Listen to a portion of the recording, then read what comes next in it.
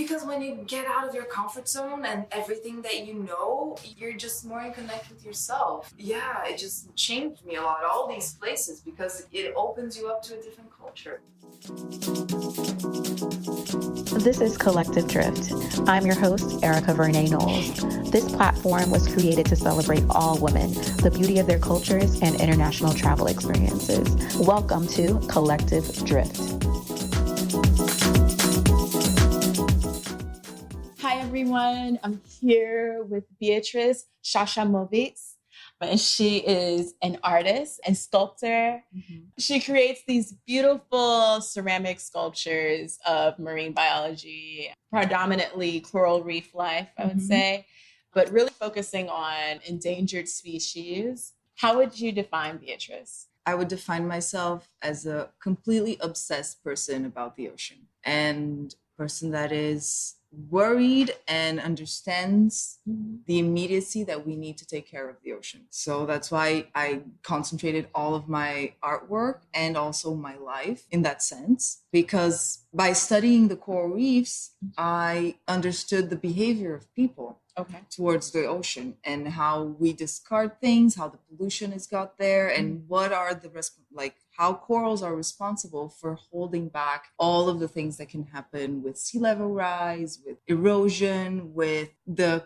continuous of species and all of these things that the coral reefs are responsible for. So I'm very much obsessed with that. Yeah. Absolutely.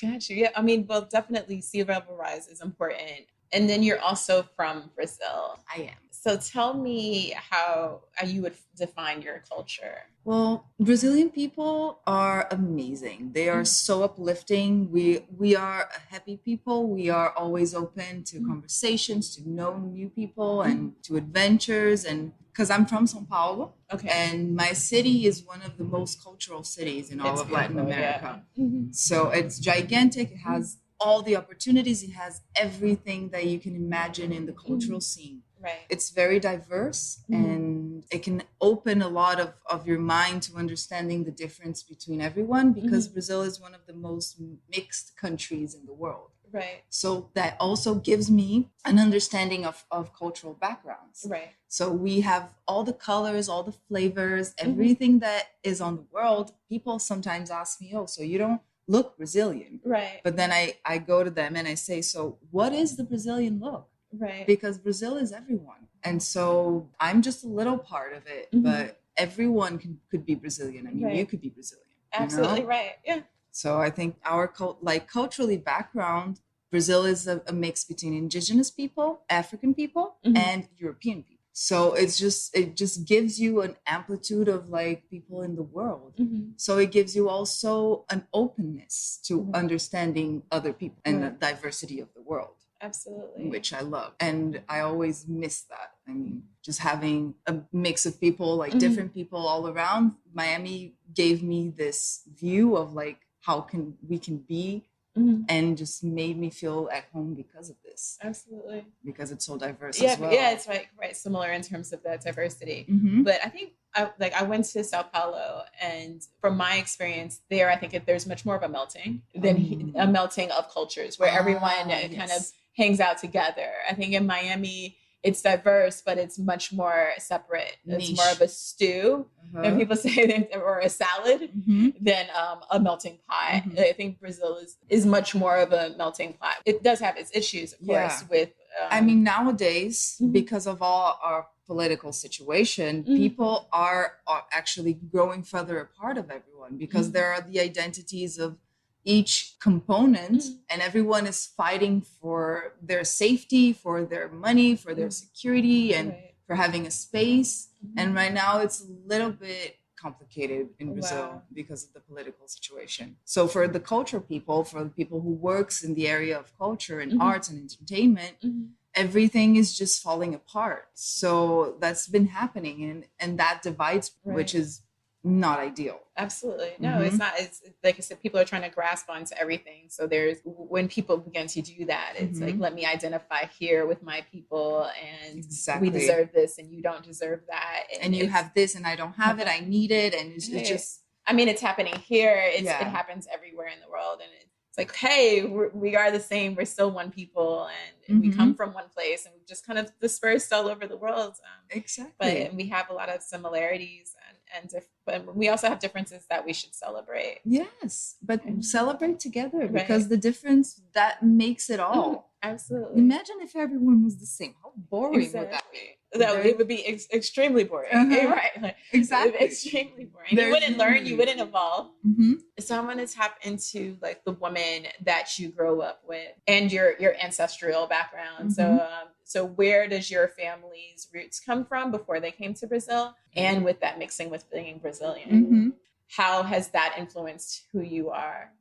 So I'm Jewish. Okay. My background is like, my family is I'm the third generation of my family to be born in Brazil. So my grandparents were born in Brazil. Okay, wow, okay. So a long time ago, we came from Russia and Poland. Okay. In the pogroms where Jew people were fleeing from Europe, and they ended up in Brazil. Okay. So in that time, you just go onto a boat and you never know where you're going to end. Right. And accidentally, my great grandparents ended up in Brazil. Okay. Yeah. Wow. Okay. Being Jewish is something that is embedded in my skin. Okay. You know? I was raised Jewish. I went to Jewish school, but it gave me a sense of community and a sense of belonging that just made me feel comfortable in my own skin, right? Which is beautiful. I mean, my mom and my dad, they are the most loving people I've ever met in my life. Wow. So they are very tender and they're very careful. They were always very present in my life. So that gives me also stability. Right. Not just like physical, but emotional stability, because I can count on them for whatever. Right. And I know that they're always there and their love is gigantic. So that just gives me a self-assurance that is very good. My grandparents, they were amazing people. Like they strived a lot because they were born with not a lot of things, you know, and they constructed their lives in a sense to have and to create things. Right. What did you learn from your grandmother? From my grandmother, my mom's mom died when she was 12, so I didn't meet her. Okay. But my dad's mom, well, she is like, I don't know how to even explain her, because she's like almost 90, but she feels like she's 50. Right. You know? She has that soul of being young, and she's always productive. She's always working. She's volunteering. She is head of the volunteers in the hospital. So she's a woman that is all the time battling. And so for me, I learned with her to be constant in what I love and in what I want. So passion. Yeah. Like, I mean, and that definitely speaks to the first thing you said is who I love the marine, you know, yes. Like this is what you're passionate about. Yeah. If I'm so obsessed that I have been talking about this for 12 years and I don't see anywhere in the future of me changing my subject. Okay. Because I understand that there is no end to it. Not only in discoveries, but what's happening. So it feeds on to me and it doesn't stop. Where did that passion of the marine world and marine life come from? It came from in the art school when I was studying. Everyone was like, so what is your thing? Like everyone had a thing. And it took me a little long to understand that I never wanted to draw people or the cities. I always had this thing that pulled me to the nature. Right. And I started by drawing and painting nature themes. But once I went to Bahia, which is my favorite state in Brazil. Right. Amazing place. You do. And then my friend, I was at the time starting to draw algae and clouds. And I had this thing where I was creating this concept for a thing called floating islands. Okay. And I was drawing them. Okay. And I showed this book of drawings to a friend and he was like, well, you're drawing the underwater world. Like you've never been there? What the hell? And I'm like, yeah, I've never. So he just 2 minutes, he left 2 minutes. He came back with snorkels and he took me to the ocean. Okay. Once he took me there, he told me, I'm going to take you to my secret spot. And his secret spot was a little tiny cave that you could go through it. And that's in Bahia? That's in Bahia. Wow. Okay. And that's a trip that we need to do. Yes. It's an island called Boipeba. Okay. And it's marvelous. It's like paradise on earth. Wow. And I love it. And once he took me there, he just pulled me into the ocean and underwater and shoved me into the cave. Right. And I'm still there. Wow. I just didn't leave because I was in awe by everything I saw, all the micro life, all the little things surrounded by corals and little schools of fishes and critters. And I was like, oh my God, what is this alien place? You know, right. It just struck me so hard that I'm still there and I can't leave that place. Right. Mentally, I'm always inside of the ocean. I get that. That's amazing. Yeah, no, I went scuba diving at you when we met. I went to in Bali. Oh, yes, you told me. And it was my first experience, which is phenomenal in terms of that. But it was, for me, it was like, it was a completely different world. It felt like similar to being on land, but you were underwater. But similar to being on land, it's almost being like at a museum or some type of place that I was visiting that you could swim around. But it was like you can walk around and oh, this is here, and now I'm looking at this, and there's all these wonderful new things. It's almost like being a toddler again and being able to experience the world new. Exactly. Like the first time I dove at night and I saw bioluminescent creatures. Oh, wow. Like I just felt like a baby. It was like the most ridiculous and most endearing thing I've ever felt in my life. And I don't know how to explain it better. Right. But I did feel like a child again. Okay. Because it was so magical and it makes you believe in magic again. You know? And it's so beautiful and the forms are so different from what we have in land that I was in awe. I couldn't stop myself from being obsessed over it because of how everything was drawn. And I was always obsessed with lines and figures and forms and textures. And the ocean gave it all to me. Wow. So now you're not just drawing these islands, but you're now creating these islands. How did you get to that point, and what is your process that you're able to share? Because I know that's proprietary. No, it's fine.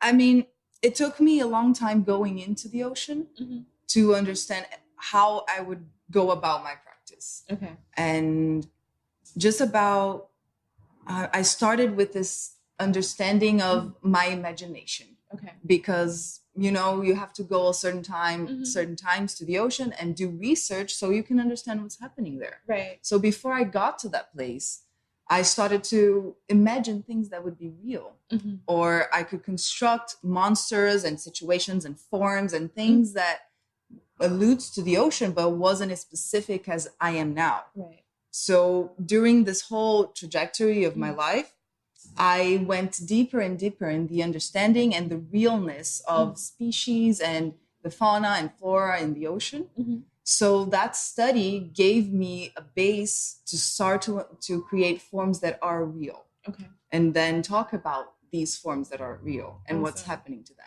If they're good, if they're not good, if they're dying, if they're alive, like what's happening and what type of species and things in the ocean are healthy and what types are unhealthy. Okay. So that my process just took me every time I went to the ocean, I became greater and more understanding of the ocean. Yeah. So that my process was always doing a lot in the studio, just being able to bring it out of myself and then going back to the ocean. Gotcha. So that's doing and returning to the ocean. So that, I mean, how else are you going to be true to it? Exactly. Right. And I did a bunch of because going to the ocean in Sao Paulo and seeing the coral reef is not the easiest thing. Every time I planned a trip, I was making sure that I could go to a place that I could see coral reefs. Can you scuba in the Amazon? You can scuba in the Amazon. Have you done that? I have not. Okay. But recently, I think maybe 2 years ago or 3 tops, they discovered a whole coral reef in the Amazon. Oh, wow. So yes, and sweetwater coral reefs. And that was it was a boom of people they couldn't believe that there was a coral reef in the Sweetwater. Okay. Is Sweetwater freshwater? Yes. Okay. So with your work, it's highly detailed, super detailed. I mean, you have all of these little lines, and you have all of these indentations. You have all of these different components to your pieces. So how do you balance that then? So you're in your zone, you're here, and then how do you get out of that where you're relaxing? actually, I should ask you, like, what are some of the rituals that you learned through your culture, either through Jewish culture, through Brazilian culture, through the combination that that you've learned to take care of yourself? Okay, so interesting enough, Brazilian people are obsessed with hygiene. Okay. So everyone is like, we have teeth situation, we shower a lot, and this things of hygienic feel like it's very embedded in the Brazilian culture. Okay. So that also teaches me to take care of my body. Okay. But also when I'm in the zone of creating, I don't take care of anything but the piece. Okay. So sometimes I don't even want to stop to go to the bathroom or to eat. Right. Because you're so in that thing that you're obsessed. You're obsessed and you can't stop. So I'm like, sometimes I put myself goals. Oh, I have to do so many pieces, or I have to texturize so many pieces so I can go to the bathroom. Okay. So I can go eat something. Because if I don't do that, I won't. I will just be here like crazy and never get out of the studio. Okay. So there is boundaries that I usually pull away when I'm doing work. There are some times that I just turn days and just be because there is no stopping when you're in a role. Right. You just want to do it and you just want to see it through. Right. So, but also like every time I have like different rituals for starting and for ending. Okay. So for starting, my ritual so I can get in my zone is usually I have to organize my space. Okay. I organize my instruments, I organize the clay that I want, where is everything, and always to start music. Okay. I always produce music. What music do you listen to? I've been listening, I love 60s and I love 50s, and that just gives me like a nostalgic vibe. 50s, 60s from where? From here. From America? Yeah, okay. It's my parents, I was born with listening 50s, 60s, and 70s. Okay. That was all that I listened to. So sometimes if I want to get into a nostalgic space, I put that. Okay. Or sometimes if I want to do more of a feeling that I'm present and I'm here now, I listen to music that is happening now. Okay. Like instrumental stuff, but the mix of electronic and hip hop. Okay. This gives me a lot of energy and I love it. So there is a mix of old and new, and every time depends on how I feel and how I want to create, I go to each one. Okay. So you start with organizing your space and listening to music. And then you said when you end, you also have rituals. Yeah. So what is that like? So the end ritual is always, I need to get into a place where I'm feeling comfortable with the piece I started that day. So when I feel that I got to a certain place, that I evolved into a place that I'm comfortable with, I can stop. Okay. But if I'm not comfortable, I can't stop. Right. So once I get to that point and I'm comfortable, then I stopped, and also I have to organize everything again. Okay. Because usually here I share this space with other people, so it has to be very organized. And we're here at Bakehouse in Wynwood. Yes. In Miami. Florida. In the US. But back in Sao Paulo, I used to have a collective space as well. Okay. And we didn't have like separations or walls between us. All the tables were set up together. Okay. So the organizing of the space also meant that you were taking care of the other person. Okay.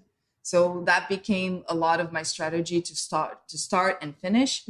Every time I do that, it just makes me feel like I'm caring not just for myself, but everyone around me.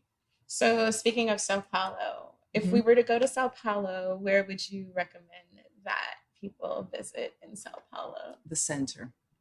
The real center. The guttural, like dirty and full of tags and gigantic abandoned buildings. But at the same time is the scene where all the artists are, where all the clubs are, where great restaurants. It's a place that you feel the ruggedness of Sao Paulo for real. So I love that. So I went there, and there's this street that has a large incline, and there's shopping around, and it's super crowded. If I'm remembering, Paulista. Okay, maybe that's that. Yeah, that is the main avenue in Sao Paulo.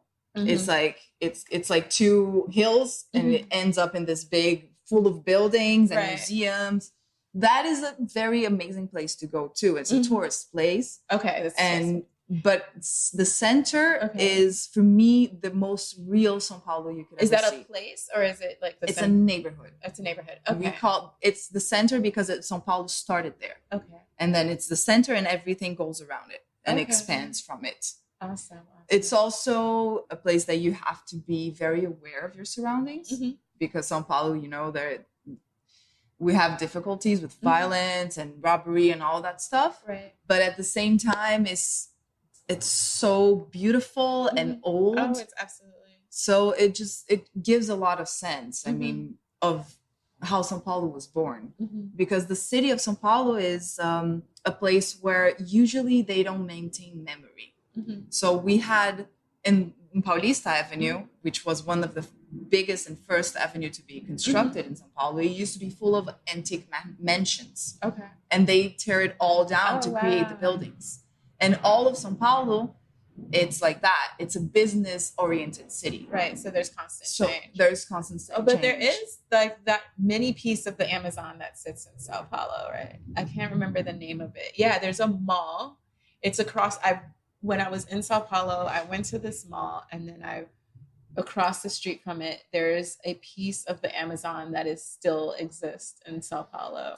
I wouldn't say that is the Amazon because there's a bit of a rainforest there. It's Mata Atlântica. It's like Atlantic forest we call, which is like the coastal forest of Brazil. Okay. And there is little pieces of it still there. But I just found that so interesting. Like you're in this city and there's all these buildings. And is everything. It a park kind of? It's a like park. You saw it's kind of like a botanical type of park or garden type of thing. Yeah. I think it's like Trianon Masp. Like in front of the museum, there is this whole place that you go. Yeah, maybe that's where it was in. Yeah. Yeah. And then the trees. It's like, I don't know where this is. Like there's practically like a jungle here. It's like, where did this come from? And it's like a little square, very dense of woods and trees. And yes. Yeah. Well, Brazil used to be all like that. Right. But we have, from that rainforest, we have 9% of everything that we had before. Jeez. Yeah. So, yeah. And of course, like even diving into what's happening to the Amazon now. Right now. Is a whole other story. Yeah, it's just a discard for natural resources that I do not understand. I mean, because this was mandated, you know? And people just started putting more fire because they want the land to be able to build crops and cattle and all of that, which we don't need more. We need the forest. Yeah. We need to be able to breathe. People. Exactly. Hello. Oxygen is kind of important. Plus, there's people that live there. Exactly. Yeah. So that's the whole situation. That it's a tragedy. And a series of tragedies has been happening in Brazil regarding that. Last year, I was part of a show that for me was one of the most important ones because it was a scientific show about the history of coral reefs in Brazil. Okay. And it was in the National Museum of Rio. Wow. And this museum, after 3 months of the exhibition on show, it caught fire. Gosh. And we lost 200,000 objects of historic value. And it was insane. And the building was kind of crumbling. And we just got the grant from the government to rebuild it, to do the fire hydrants, to make the building better. And then it's gone. And it was gone. That's insane. With all the history of the world, because it wasn't just Brazilian history, I lost like 90% of all of the sculptures I've been doing for 7 years. Oh my God. Yeah. It was insane. I was depressed for a bunch of times, but then it also fueled me to understanding my position in the world and where I should be with my work. So what are some of the things that you've learned from other people that are from other cultures outside of yours that are within the culture of Brazilian culture? So basically, like there's the Afro-Brazilians. I imagine there's Chinese Brazilians. A lot. Because Chinese people are everywhere. Yes. Like I love Chinese Peruvian food. I'm like, oh my God. Chinese Peruvian food? Oh my God. Chifa. What? There's a Chifa restaurant in Miami. I haven't been to yet, but Chinese Peruvian food, Chifa, is my favorite Chinese food. I've never had that. Yeah. But in Brazil, in São Paulo, we have the second or the first largest community of Japanese people outside of Japan. Okay. And all the Orientals are there. We have a neighborhood that's called Liberdade, Freedom. And it's all the Orientals from everywhere. And it's gigantic. Wow. So For me, the thing that I learned most about other cultures in São Paulo is the food. Right. Because São Paulo is so diverse and so big with restaurants and everyone comes. Oh my gosh, and food is amazing. The food is ridiculous. I have to mention feijoada. Yes. And feijoada is from the north of Brazil. Okay. I love feijoada. Yeah. Even though I don't eat meat anymore, supposedly. Yeah. I told you we can do vegetarian feijoada. Yes, we have to do this vegetarian. And it's amazing too. Okay. But it seems like a crime in a sense. Yes and no. Okay. It's different, but it's as good as the original feijoada. And pizza with olive oil on it. Mm-hmm. Oh my gosh. Mm-hmm. Okay, wait. Okay, let's go back. You go.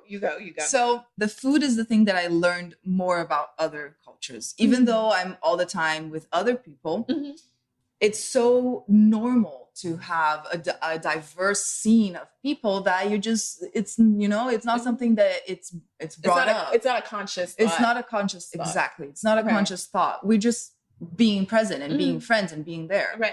If it's African Brazilians, if it's Japanese people, if it's I don't know, people from Latin America, diversely from Argentina, they're like French people. I have like a lot of people from everywhere in São Paulo.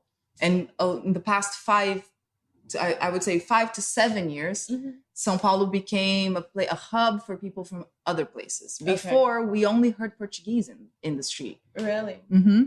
So now you hear other languages. Wow. And that is awesome. Yeah. But Brazil is still learning how to understand other languages. Okay. Most of Brazilians do not speak a second language. Okay. Because we were closed for a long time. Right.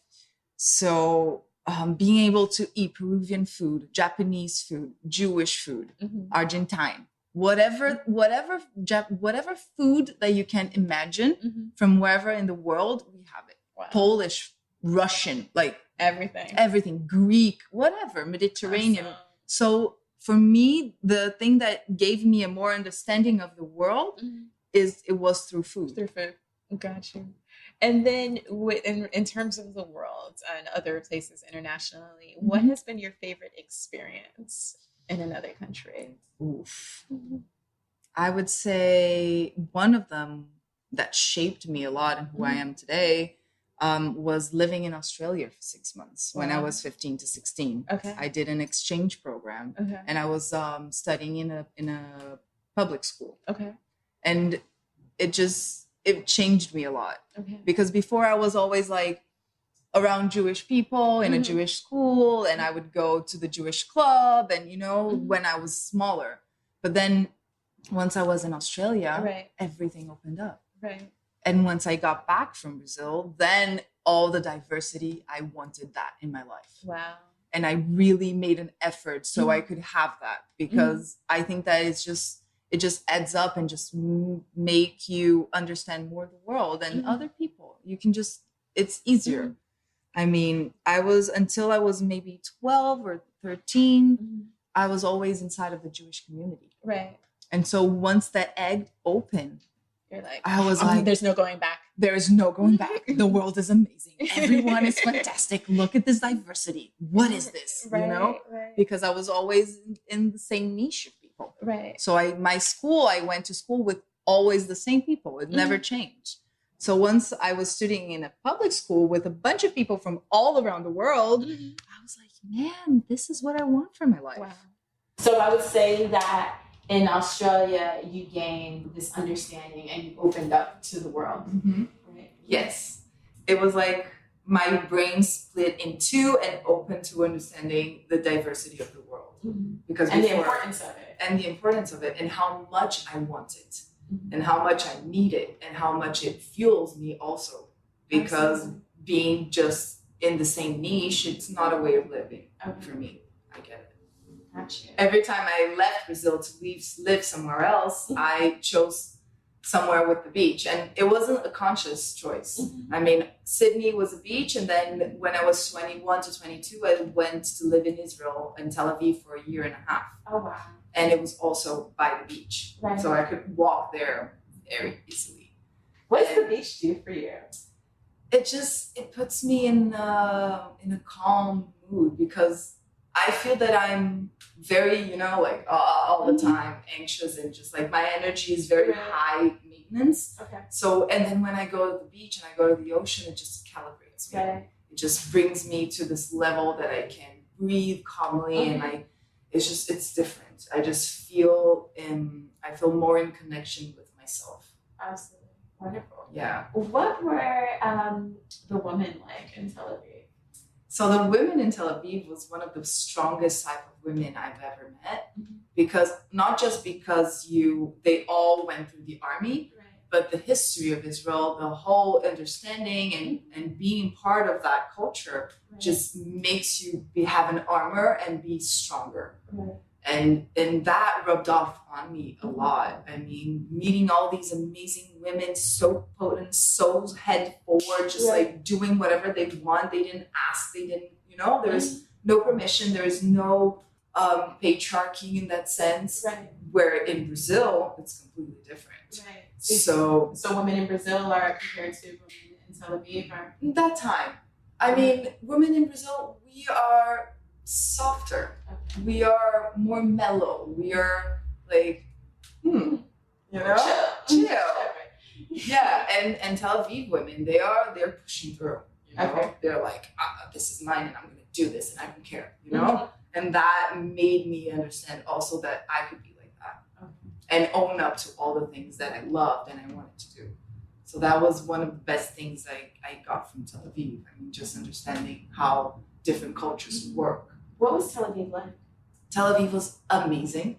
It's a small town, and it's just so full of life that you don't see a lot of old people in the street. It's very lively. There is a nightlife that is magnetic. So most of the electronic music, psychedelic and some other types of electronic music was born in Tel Aviv. It was born in Israel. So they have a lot of festivals, they have a lot of nightlife, and they also have, it's very cultural. Like in Israel, we have the most museums per capita. So it's just crazy how much they can give. That must really inspire your artwork as well. Yes, very much. And I met a lot of artists. I was 21, 22, so I just graduated from art school, and I was coming to understand who were I? Like, how was I going to go about the world, and what, and to find myself in Tel Aviv with so strengthful people and strong, and just like head forward and having no problem doing what they want and saying what they want, just made me feel more,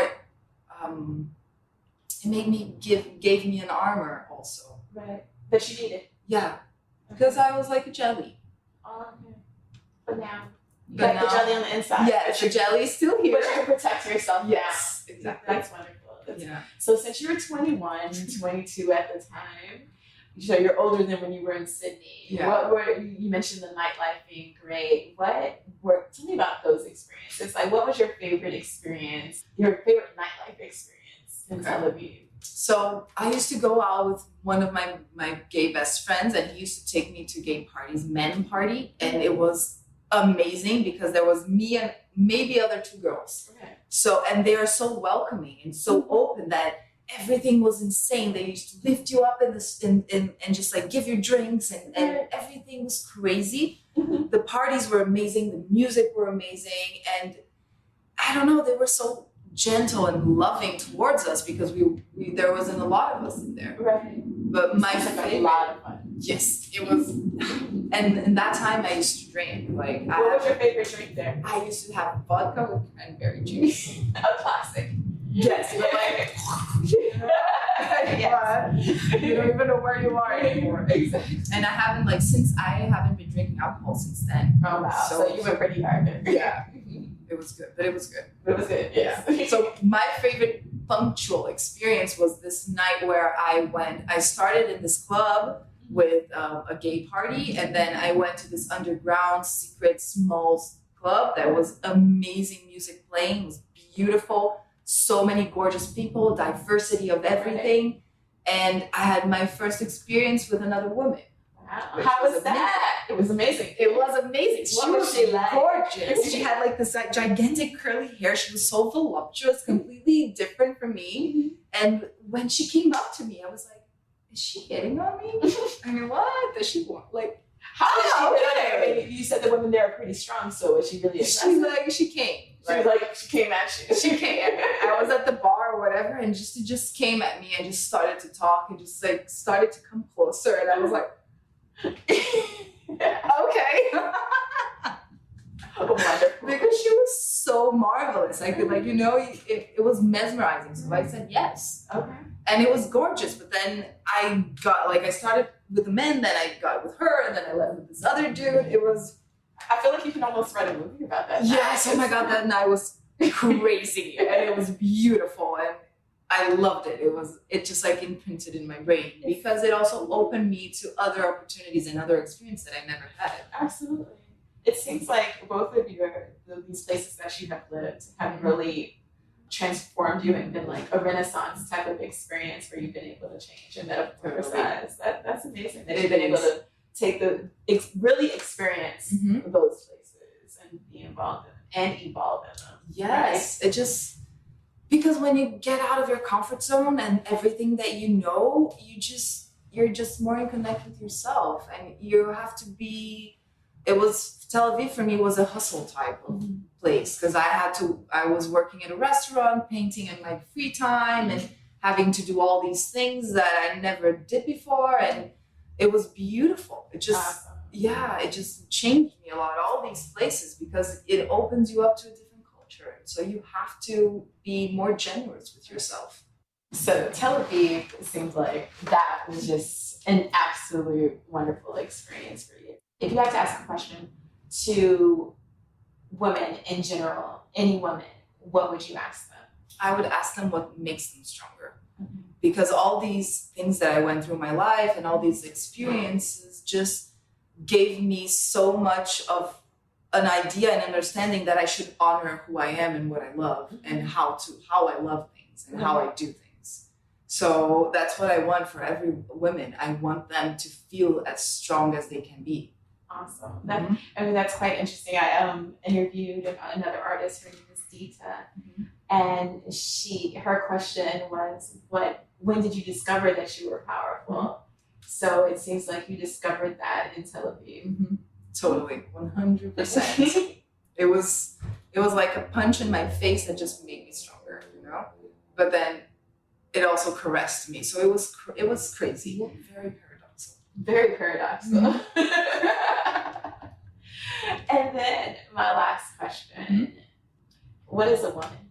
For me, a woman is nurture, is everything that generates, everything that creates comes from a feminine strength and a woman place of existence. So that this is how I feel and how I've been in connection with all the women in my life. I just feel that they are the strength that moves things forward. Wonderful. Awesome. Well, that's a wrap. Yay! Thank you so much, Beatriz. Thank you. How can people reach you? Oh, yes. So everything that I do is my full name. Right. On Instagram, on Facebook, my website, everything is Beatriz Chachamovits. Okay, and how do we spell that? Oh, so Beatriz, my name. My last name is Chacha again, Movits. Awesome. All right. Well, we'll have that in the comments section also, so in the description, so you can read that there. So if you're driving and listening to this, don't write it. It's there. When you get to where you're going, you'll see it. You'll see it. Okay. Awesome. Well, thank you so much. It was my pleasure. Thank you for listening to episode 4 of Collective Drift, our interview with Beatriz Chachamovits. Wasn't she just amazing? That drift that she had around the world was just inspiring. Well, I want to make sure you answer Beatriz's question, what makes you stronger? So remember to follow us on our Collective Drift Instagram, Facebook, and YouTube account so you can answer that question there. Also, make sure you subscribe to this podcast, and if you really enjoyed this episode, leave a rating while you're at it. Well, I hope you'll be listening to the next episode of Collective Drift really soon. Until then, I hope you have some amazing experiences in your own life. Ciao for now.